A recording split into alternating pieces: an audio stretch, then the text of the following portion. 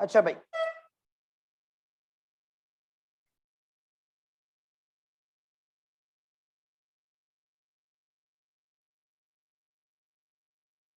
मेरे बच्चे, if I start off with the idea of power, let me divide the page.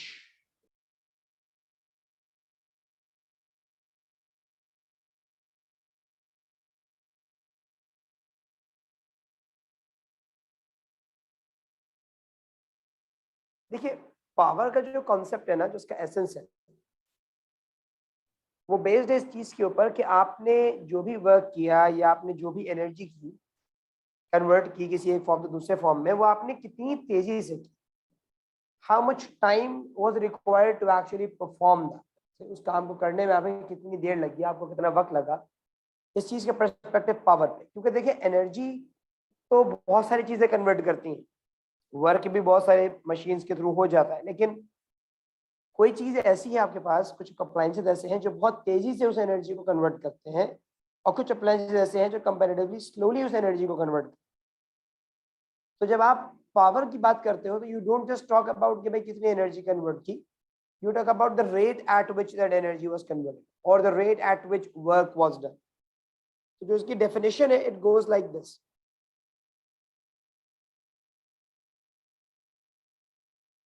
The rate at which work is done, or you can even say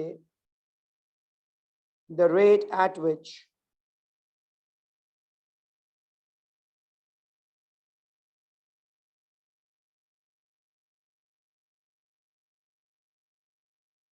energy is converted.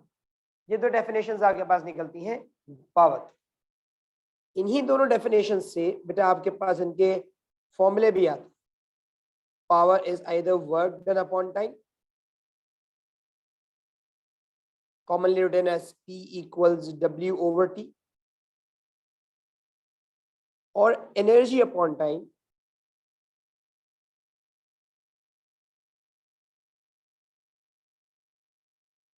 commonly written as E over T.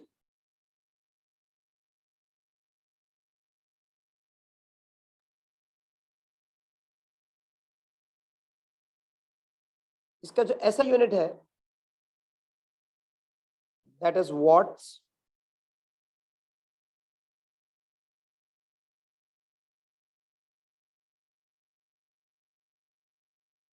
And मेरे बच्चे it's a scalar quantity.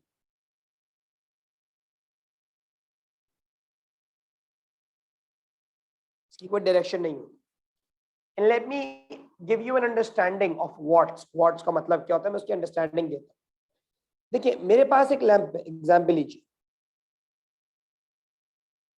एक lamp है जिसकी power rating लिखी गई थी उस पर 100 वॉट्स। तो ये जो लैंप है जिसकी पावर रेटिंग 100 वॉट्स, इसका मतलब ये है कि 100 joules of electrical energy, lamp electrical energy से चलता है ना, 100 joules of electrical energy is converted in 1 second. Watts असल में होता है जूल्स पर सेकेंड। आप 100 वॉट्स को ऐसे भी पढ़ सकते हैं, 100 watts can be understood as 100 joules per second.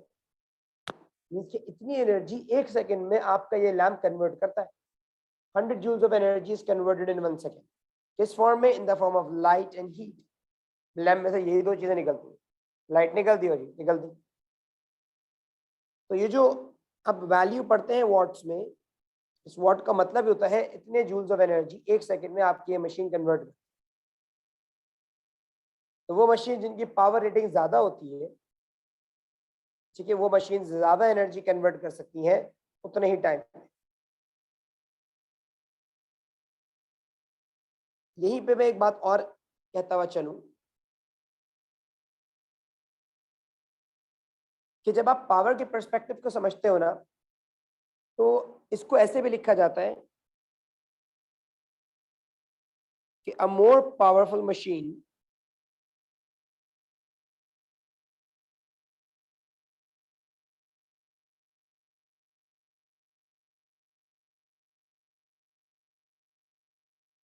can do the same work or can convert same energy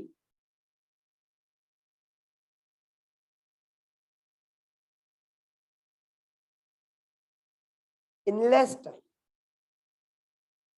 काम वही होगा लेकिन कम वक्त में हो जाएगा।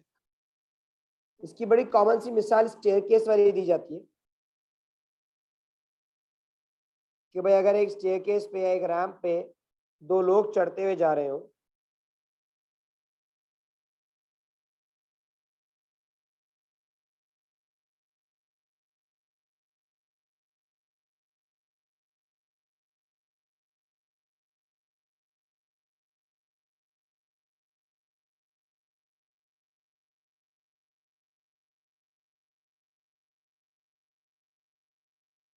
से एक भागता हुआ जाए ऊपर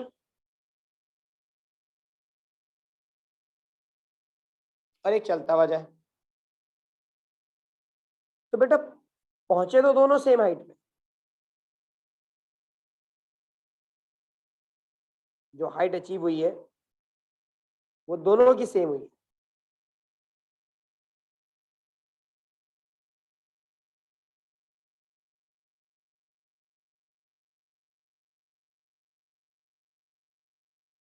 तो अब ये समझ लीजिए कि भाई वर्क तो दोनों ने बराबर किया, ये कह ले पोटेंशियल एनर्जी सेम गेन हुई। There is same gain in potential energy in both cases.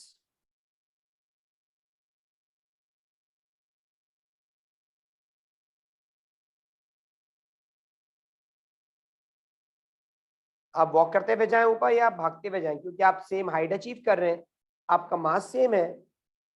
जब सब कुछ सेम है आपके पास, you have the same mass, you have achieved the same height, so you have the same potential energy when you are at the top. लेकिन फर्क क्या होगा, जो बंदा भागता हुआ जा रहा होगा वो यही काम कम वक्त में करे।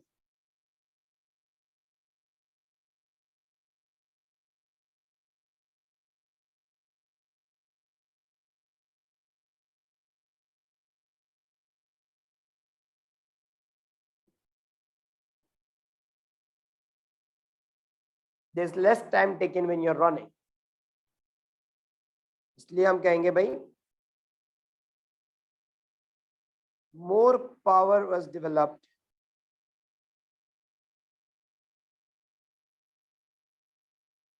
while running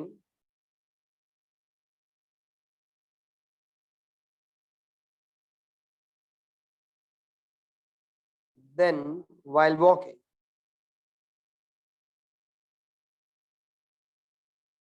आपने भागते हुए ज्यादा पावर डेवलप की होगी बनिस्बत उस वक्त जबकि आप उसको वॉक करते हुए जा रहे हैं, क्योंकि you did the same work, you achieve the same height, you gain the same potential energy.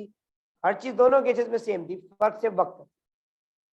In the first case you achieve the same task in less time, in the second one you achieve the same task in more time. लिहाजा हम कहेंगे भाई you were developing more power in this case and less power in this case. तभी तो जब आप भागते हैं आप थक जाते हैं, यू गेट एग्जॉस्टेड। आपके मसल्स बहुत तेजी से एनर्जी कन्वर्ट करते हैं ना, तो you get exhausted over.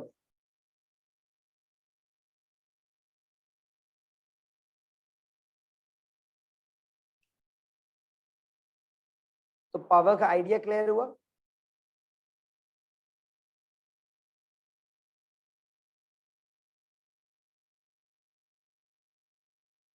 Late me give you an example ताकि आप फॉर्मूला अप्लाई करके भी देख लो।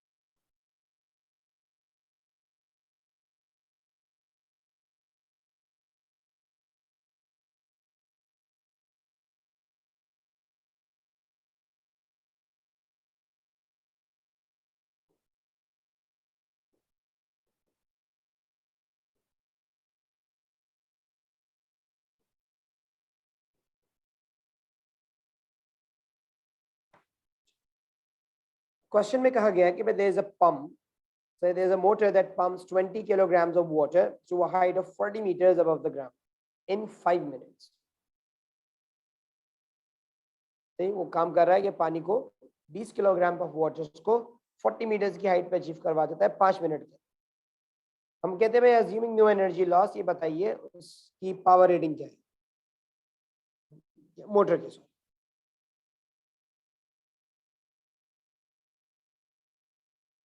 आप सबसे पहले तो आप ये देखोगे भाई जो वाटर मूव हुआ है वो एक हाइट पे गया है, तो उसका मतलब उसमें पोटेंशियल एनर्जी गेन हुई होगी। तो मैं ये कैलकुलेट कर लेता हूँ कि आपके पास पोटेंशियल एनर्जी कितनी गेन हुई ना वाटर के अंदर, mgh से 20 kg वाटर 20 kg वाटर 9.8 इसकी ग्रेविटेशनल फील्ड स्ट्रेंथ और 40 मीटर्स की हाइट अचीव हुई। We can use this to calculate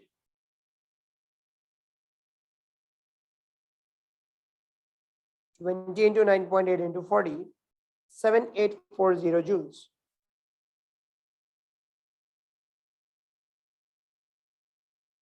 ये आ गई वो पोटेंशियल एनर्जी जो वाटर ने गेन की होगी ऊपर जाके, और ये काम किसने किया? ये काम पंप ने किया। This task was done by the pump.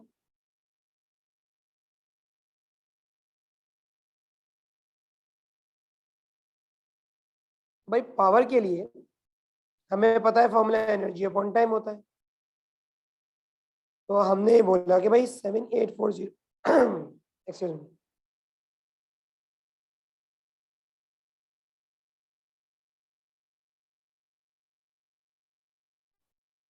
अच्छा भाई क्या आवाज, एक मिनट रुकिएगा।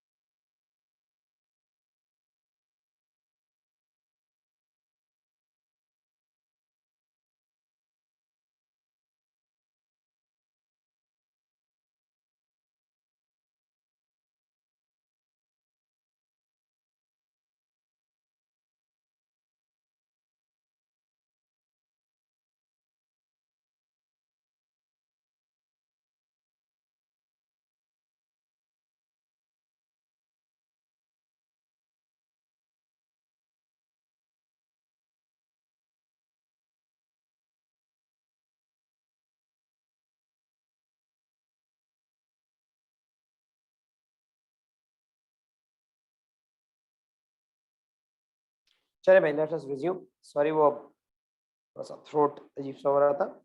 9.8 कहाँ से आया जैन आप पूछ रहे? 9.8 मेरे बच्चे ग्रेविटी की वैल्यू है ना, अर्थ की gravitational field strength is 9.8, understood number, you need to remember this.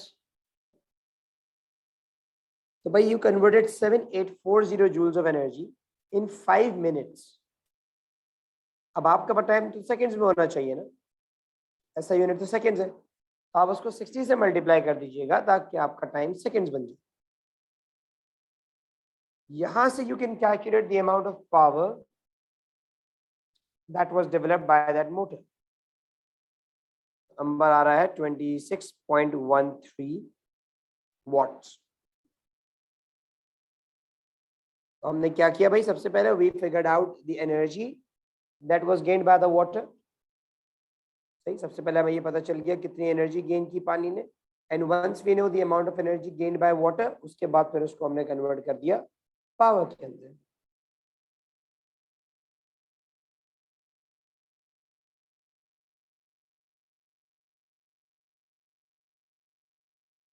इस क्वेश्चन में कोई कंफ्यूजन है तो आप पूछ लो, इफ नॉट तो फिर मैं आगे बढ़ता हूँ।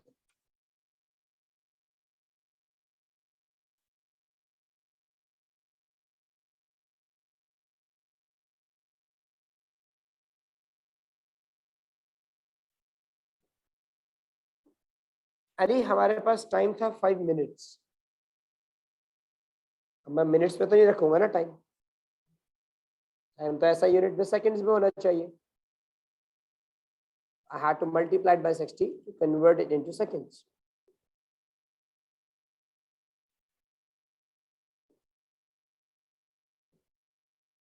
You have to type to ask a question.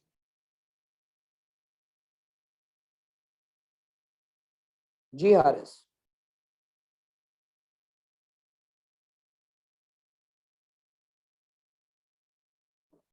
For example one, how is potential energy same?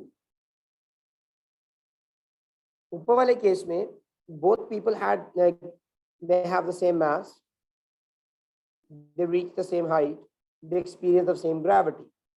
अब potential energy which was equal to mgh अगर सब कुछ same है तो definitely they both would have achieved the same potential energy ना.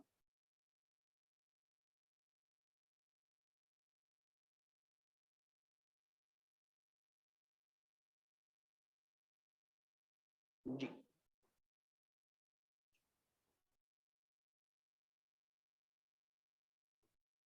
अब हम बात करते हैं जरा एफिशिएंसी की ऊपर.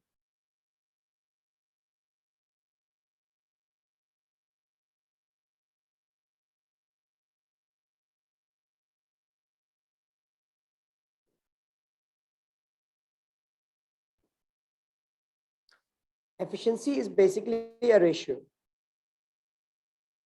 It's a ratio of useful output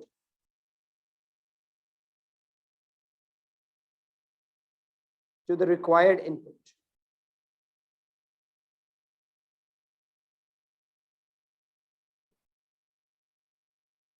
So it is a ratio of useful output to the required input. This value basically tells us how much of our work, how much of our energy that we have put into a machine is converted into a useful form of output. हमने जितना work किया है या आपने जितनी energy जो है वो प्रोवाइड की है अपने सिस्टम को, उसमें से कितना पोर्शन, कितना परसेंट आपका यूजफुल आउटपुट में कन्वर्ट होगा. क्योंकि बहुत सारी एनर्जी आपकी ज़ाया भी होती है. So it's lost generally as heat or light or sometimes sound, जो कि आपके यूजफुल आउटपुट का पार्ट नहीं बनती. तो एफिशिएंसी से हम इस बात को जज करते हैं कि भाई आपकी मशीन कितनी अच्छी परफॉर्म कर रही है. जितनी ज़्यादा एफिशिएंसी आएगी इसका मतलब ये है कि आपका आउटपुट आपके इनपुट के मुकाबले में अच्छा खासा है. ऐसा नहीं है कि बहुत एनर्जी ज़ाया हो गई. You get approximately the same output as was your input. लेकिन अगर इसकी वैल्यू छोटी आ रही होती है तो इसका मतलब ये है कि भाई your output is less, your machine is not good, वो बहुत सारी एनर्जी ज़ाया कर रही है. तो यहाँ पे आप इसके मुताबिक एफिशिएंसी का जो फॉर्मूला है वो भी निकाल सकते हो. इट्स यूजफुल आउटपुट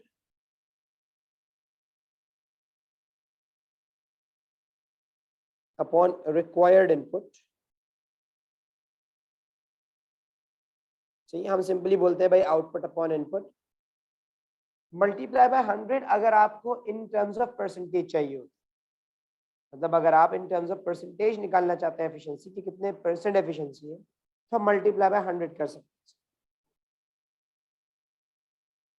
और एक चीज और जिसको यहाँ पे इसी फॉर्मूले के साथ आपको पता होनी चाहिए वो ये है कि what ever input you give उसका एक पार्ट कन्वर्ट होता है आउटपुट यूजफुल के अंदर और एक पार्ट कन्वर्ट होता है वेस्ट के अंदर. जब जो भी इनपुट देते हो उसमें से कुछ पार्ट उसका आउटपुट बनता है यूजफुल और बाकी पार्ट आपका वेस्ट हो जाता है. It's actually lost.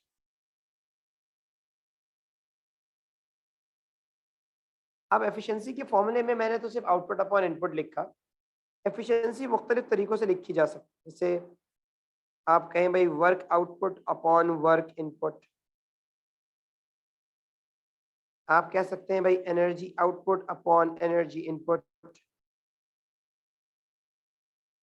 इवन आप power output upon power input. आप चाहें तो एफिशिएंसी के वक्त वर्क और एनर्जी को इंटरचेंजेबली यूज भी कर सकते.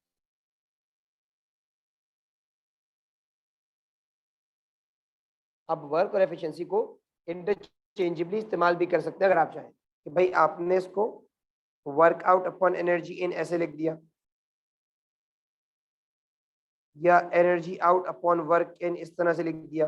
वर्क और एनर्जी इंटरचेंजेबली यूज की जा सकती है. उसकी वजह ये है कि दोनों के यूनिट जूल्स होते हैं. तो you can use work and energy interchangeably. आप वर्क आउटपुट में लिख दें और इनपुट एनर्जी जो है उस फॉर्म में लिख दें तो आपका आंसर गलत नहीं होगा, ठीक होगा। लेकिन कभी भी ये मत कीजिएगा कि आउटपुट में पावर लिखी हुई है और इनपुट में एनर्जी लिखी है। ये चीज गलत हो जाती है कि अगर आप एफिशिएंसी निकालते हुए ऐसा लिख दें power output upon energy input, ये गलत है, दिस इज रॉन्ग।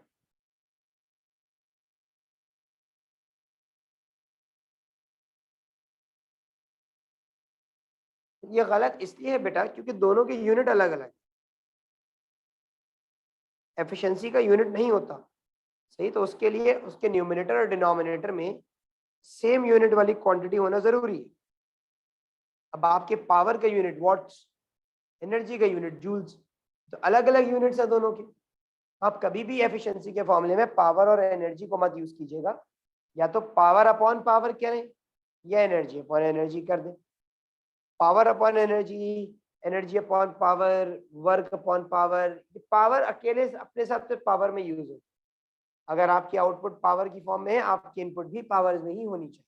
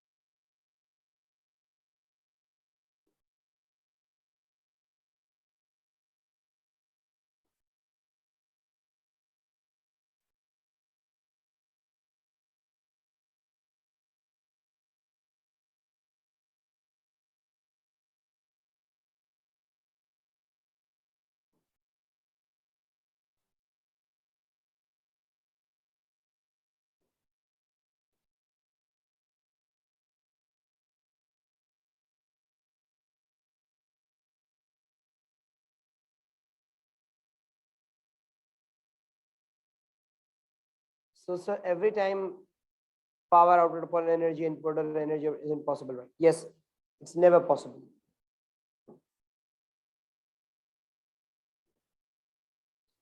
ठीक है, तो अब जरा इसके कुछ क्वेश्चंस वगैरह पे हम बात कर लेते हैं कि how would we like find some possible questions of work energy and power.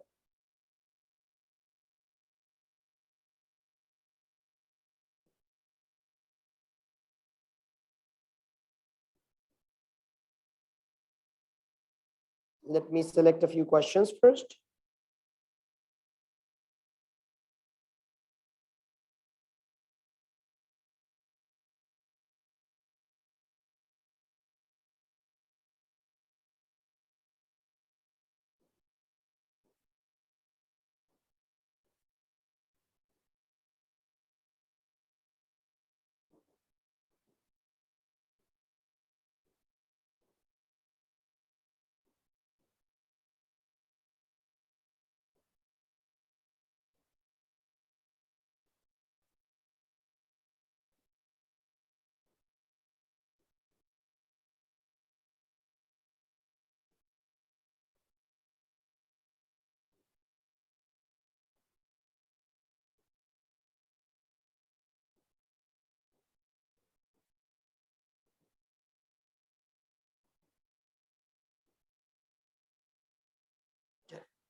We'll start off with some MCQs first and then we'll move on towards the theory questions.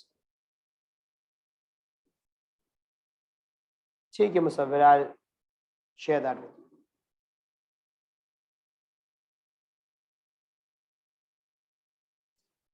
अच्छा भाई, first MCQ says that a ball is held at rest on one side of a curved track. The ball is released, it rolls down one side of the track and part of the way up to the other side. It then stops before rolling back down again. The height of the stopping point is less than that of the starting. इसका मतलब है रास्ते में energy loss हुई। What is the sequence of energy changes between starting and stopping of for the first time? देखिए भाई, starting में you had potential energy. As the ball rolls down, potential would have been converting to kinetic, और जब ये ऊपर जा रहा होगा तो it would have been converting to potential. लेकिन along the way ये भी हो रहा होगा कि you'll have some heat produced, क्योंकि जब पोटेंशियल काइनेटिक बन रही होगी तो भी हीट बनेगी, और जब काइनेटिक पोटेंशियल बन रही होगी उस वक्त भी आपके एनर्जी हीट के फॉर्म में रिलीज होगी. It should have been potential converting to kinetic plus heat and potential plus heat. That is D. Okay, you had potential energy over here. Say the ball rolls down, potential converts to kinetic along with some heat energy. See, and the ball rolls up, it converts to potential along with some heat energy.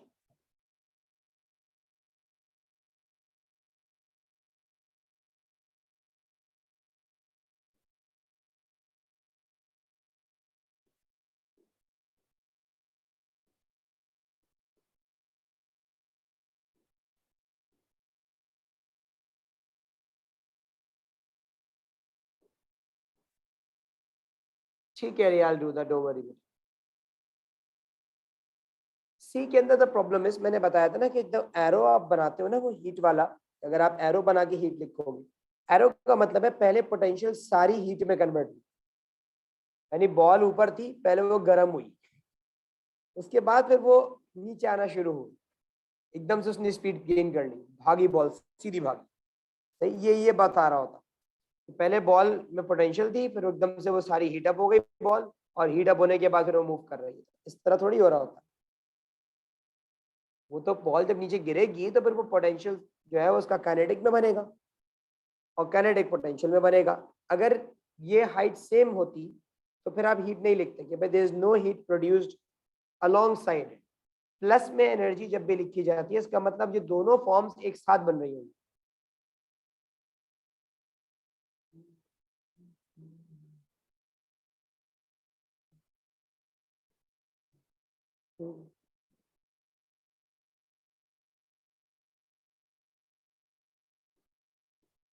बिल्कुल, it's actually converting kinetic and heat together.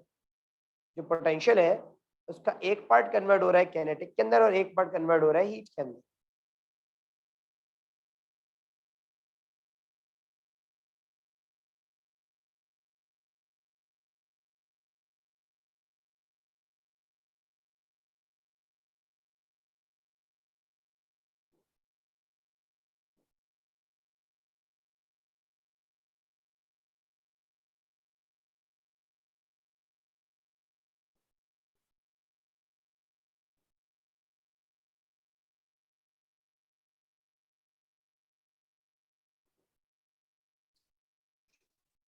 अब आ जाते हैं मैं यहाँ पे, कहते हैं a workman rolls a barrel of weight 2000 newtons up a plank of length 2 meters and on a lorry. The back of the lorry is 0.8 meters above the ground. What is the work done on the barrel against gravity? अब देखिए हमने आपको क्या चीज सिखाई थी, whenever he uses the word gravity इसका मतलब weight की बात हो. Against gravity का मतलब ये है कि the object is moving up. सही है, gravity is trying to pull it down. If I draw the weight of the barrel, the weight is vertically downwards 2000 newtons.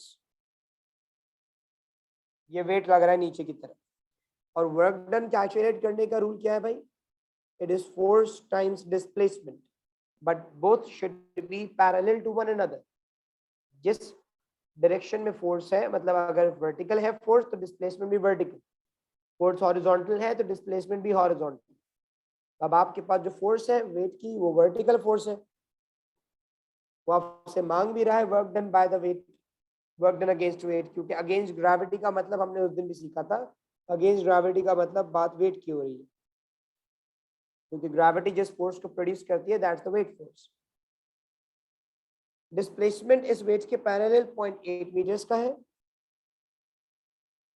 अब आप यहाँ पे इसको सॉल्व कर सकते हो. 1600 जूल्स आपका आंसर हो गया B.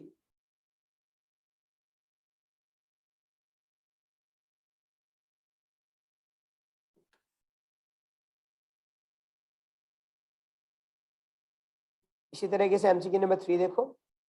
Energy from a petrol is used to operate an engine. The engine drives the generator which produces electrical energy. What is the overall efficiency of the process? आपके पूरे process की efficiency क्या है? तो देखिए, this was your input.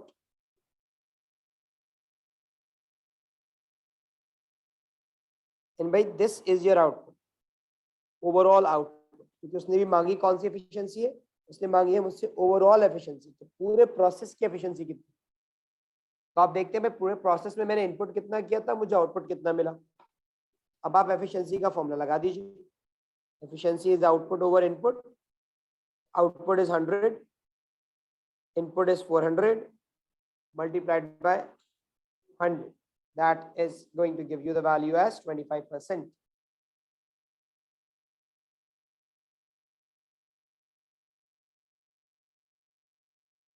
और भैया उस हजरत के बारे में बता दें हम, जब आप ये पूछ रहे थे कि आपने वेट को 2 से मल्टीप्लाई क्यों नहीं किया, जब वर्क डन कैलकुलेट करते हो तो फोर्स को डिस्प्लेसमेंट के पैरेलल होना पड़ता है।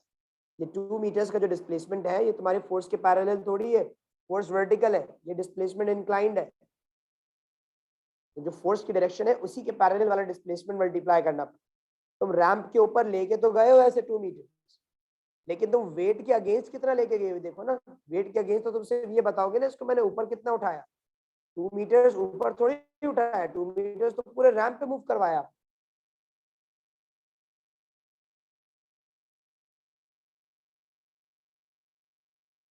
हारिस मुसव्विर, ये क्लियर हुआ?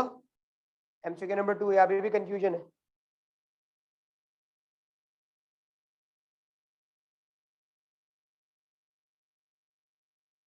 एफिशिएंसी का यूनिट नहीं होता बेटा परसेंट, एफिशिएंसी को रिप्रेजेंट आप परसेंटेज में कर रहे हो, इतना परसेंट आपका आउटपुट, यानी कि आपका जो इनपुट है वो आउटपुट में कन्वर्ट होगा, बाकी सब जाया हो गया। 75% आपकी एनर्जी जो है वो लूज हुई। वो 2 मीटर से आपको कंफ्यूज करने के लिए दिया गया था और कुछ भी नहीं।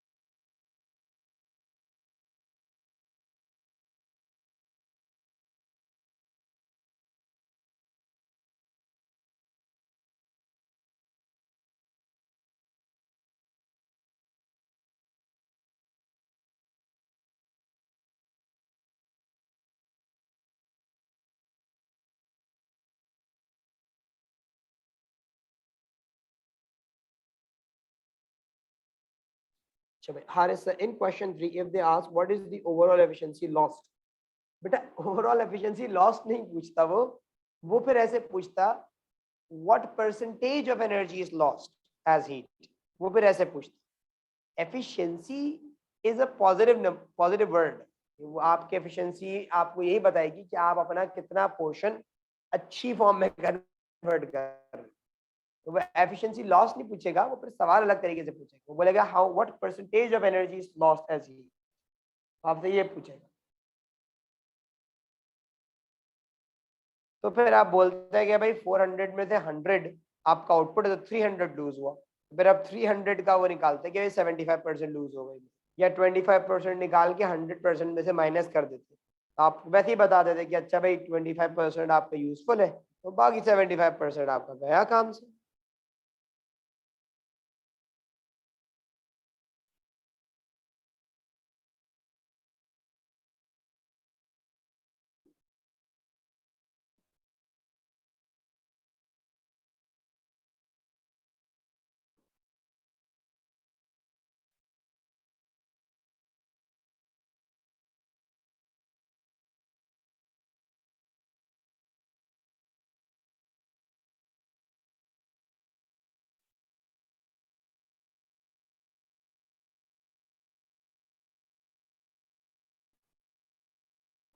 चले भाई आगे बढ़ते हैं। The center of the sun produces large amounts of energy. What is the source of this energy? भाई सन के अंदर न्यूक्लियर फ्यूजन चल रहा होता है. न्यूक्लियर के चैप्टर में ऑल्दो आप इस चीज को बड़ी डिटेल के अंदर पढ़ोगे, don't need to worry about that. कहते हैं two major components of coal powered power station are a turbine and a generator. Turbine वो मशीन होती है जो घूमती है, जिसमें ब्लेड्स वगैरह लगे हुए होते हैं, और इसके घूमने से जनरेटर चलता है. वो कहते हैं what are the output forms of energy from the turbine and from the generator. Turbine किस फॉर्म में आउटपुट देता है, जनरेटर किस फॉर्म में देता है. देखो जनरेटर का काम तो होता है इलेक्ट्रिकल एनर्जी प्रोड्यूस करना. तो आंसर या तो ए होना चाहिए था या तो डी होना चाहिए कि भाई जनरेटर प्रोड्यूसेस इलेक्ट्रिकल एनर्जी. अब आप टरबाइन पे देखो, टरबाइन इलेक्ट्रिकल एनर्जी प्रोड्यूस नहीं करता, टरबाइन काइनेटिक एनर्जी प्रोड्यूस करता है, क्योंकि टरबाइन वो मशीन है जो रोटेट करती है. Turbine moves. It's kind of like in this manner कि ये ब्लेड्स वगैरह लगे हुए होते हैं उस पे. See, and when steam or wind actually passes through, this turbine rotates, and when this thing rotates, it rotates the generator. ऊपर जनरेटर चलाता है जिससे आपको इलेक्ट्रिकल एनर्जी मिलती है.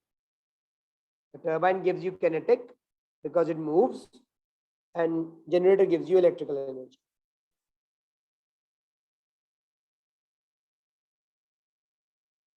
सिमिलरली वो बोलते हैं व्हाट इज एफिशिएंसी. अभी हमने लिखा useful energy output upon total energy input. उसने देखो क्वेश्चंस कैसे कैसे दिए, पावर और एनर्जी का भी दिया, दो दिए थे उसने पावर एनर्जी के. लेकिन हमें पता है कि भाई आपका आउटपुट और इनपुट सेम टर्म्स में होना चाहिए, या तो दोनों पावर्स होते या दोनों एनर्जी हो जाते तो सही रहता, इसलिए हमने सी सेलेक्ट किया. Haris depends on the type of turbine. अगर विंड टर्बाइन है तो it will move because of wind. अगर स्टीम टर्बाइन है तो वो स्टीम से चलती है.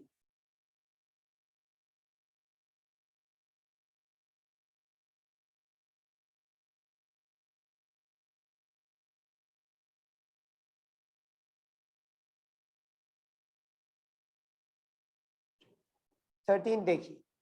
The diagram shows a girl lifting a box of weight 50 newtons from the lower shelf to a higher shelf. How much work is done on the box? कितना work हुआ? You see the force,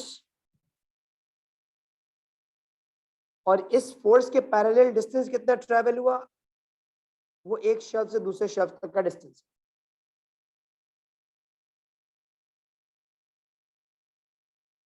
which can be calculated with 1.8 minus 0.6. आपका box 1.2 metres move हुआ है force की direction.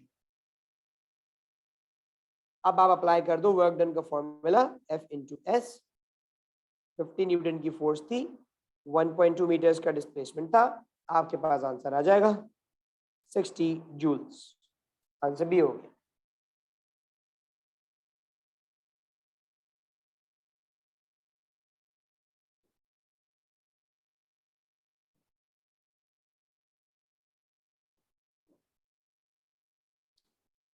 इसको देखिए, a 300 Newton force is applied to a box to move it up a ramp as shown. How much work is done by the force when moving the box from x to y? अब देखिए भाई, the force is 300 Newton, और अब आप work done निकालना चाहते हैं तो इस फोर्स को उसी डिस्टेंस से मल्टीप्लाई कराएं जो इसके पैरेलल है. 300 के पैरेलल वाला डिस्टेंस 5 मीटर. तो यहाँ पे जब आप वर्क कैलकुलेट करेंगे और F इंटू एस अप्लाई करेंगे तो 300 न्यूटन की फोर्स 5 का डिस्टेंस 1500 जूल्स का हो गया आपका work. That's the work. Answer हो गया सी. ठीक है, अब समझ में आ रहा है ना आप लोगों को किस तरीके से फोर्स और डिस्टेंस की सिलेक्शन करनी. वो जिस फोर्स की बात करें उसके पैरेलल वाला डिस्टेंस आप सेलेक्ट कर लीजिए.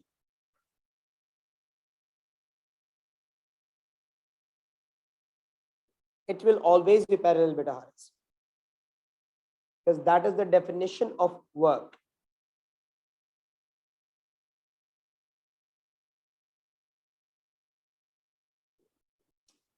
फिफ्टी 55 पे आ जाइए. अरे भाई कहाँ पैरेलल था? देखो देखो जरा पैरेलल है या नहीं.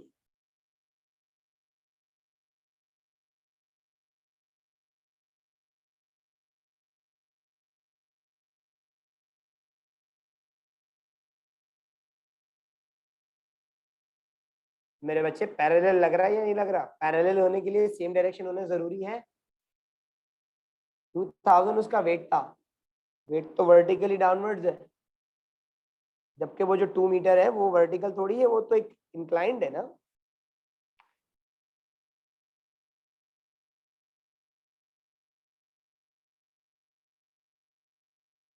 $55. Person throws a stone so that it follows the path shown in the diagram. In which position does the stone have the most gravitational potential energy? Formula है उसका mgh। तो भाई जहां पे सबसे ज्यादा हाइट होगी वहां सबसे ज्यादा पोटेंशियल एनर्जी होगी, वो ऑब्वियस है, वो बी वाली जगह है।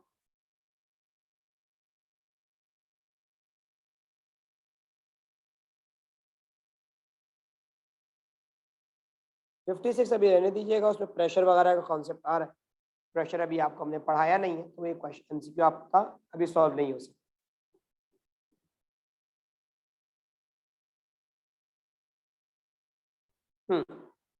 The diagram represents the geothermal power station which useful energy transformation is taking place.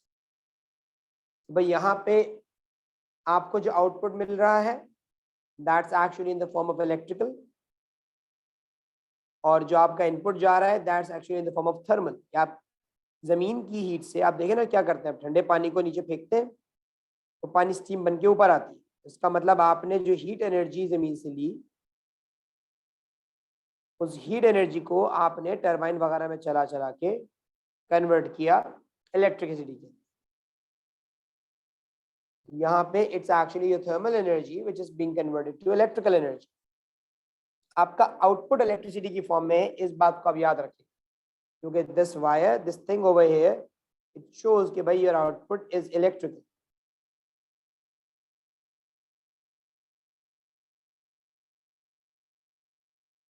Answer C या डी में से कोई एक होना था, और इनपुट थर्मल की फॉर्म में, पोटेंशियल की फॉर्म में नहीं है, क्योंकि it's the heat from the ground which actually warmed up the water and turned it into steam.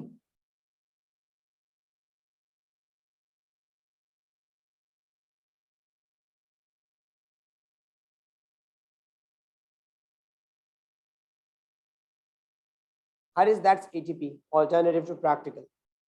And I'll teach you how to solve it, don't worry.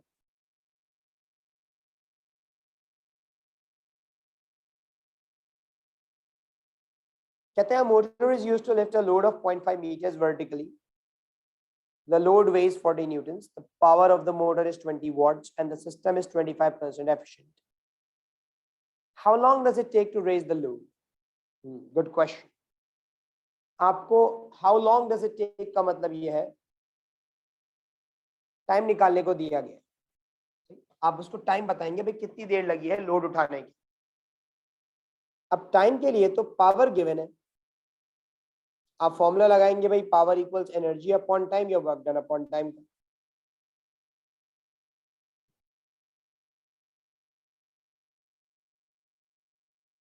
मैं question में देखता हूं कि मुझे फोर्स गिवन की गई है, डिस्टेंस गिवन किया गया है, सही, फोर्स गिवन की गई है और उसके पैरेलल का डिस्टेंस गिवन किया गया है, तो मैं वर्क डिटरमिन कर सकता हूं।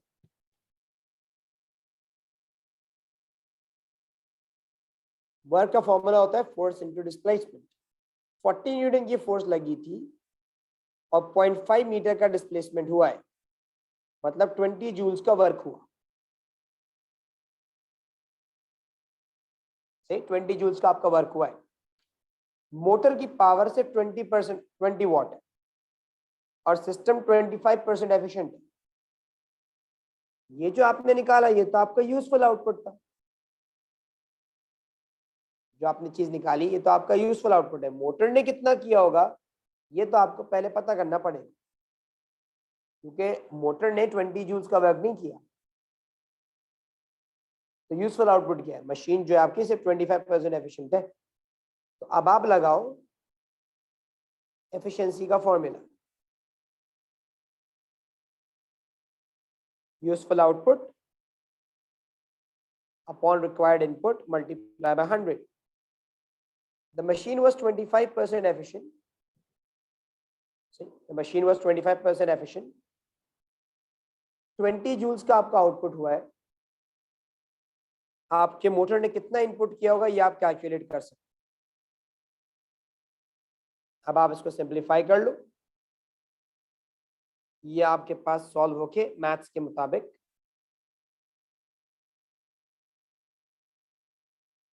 2000 upon 25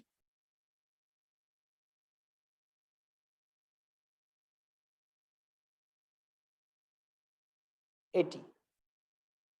This is actually your input.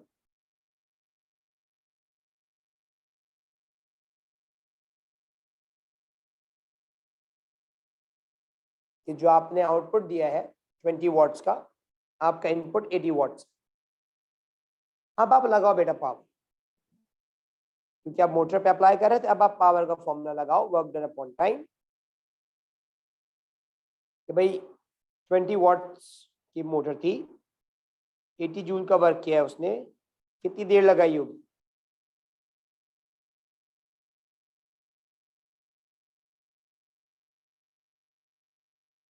Four seconds. ये एक बड़ा लंबा एमसीक्यू। सबसे पहले आपने क्या कैलकुलेट किया? सबसे पहले आपने कैलकुलेट किया कि आपके पास यूजफुल वर्क कितना हुआ। ये जो लोड है ये 0.5 मीटर्स ऊपर गया तो कितना वर्क हुआ? पता चला भाई 20 जूल का वर्क हुआ। हम इसको रखने ही जा रहे थे यहाँ पे, फिर हमें एहसास हुआ भाई हमारी मोटर तो 25% एफिशिएंट है। इसका मतलब जितना वर्क हुआ है मोटर ने उससे ज्यादा वर्क किया होगा। तो अब पता लगाना था भाई मोटर ने कितना वर्क किया। हमने एफिशिएंसी का फॉर्मूला अप्लाई किया, आउटपुट अपॉन इनपुट इनटू 100। हमारी एफिशिएंसी 25% थी, आउटपुट 20 जूल्स की फॉर्म में आया है। इनपुट कितना हुआ था वी हैव टू कैलकुलेट। तो ये इनपुट गया ऊपर, 25 आया नीचे, 2000 अपॉन 25 80 जूल्स। यहां से मुझे पता चल गया अच्छा भाई मेरा इनपुट 80 जूल्स। अब अप्लाई किया मैंने पावर का फॉर्मूला कि भाई मेरी मोटर ने कितना इनपुट किया था भाई 80 जूल्स का इनपुट किया, 20 वॉट्स की उसकी पावर थी। Power equals work done upon time apply किया हमने, 80 जूल्स का वर्क था, टाइम 20, आपके पास टाइम 4 सेकेंड्स।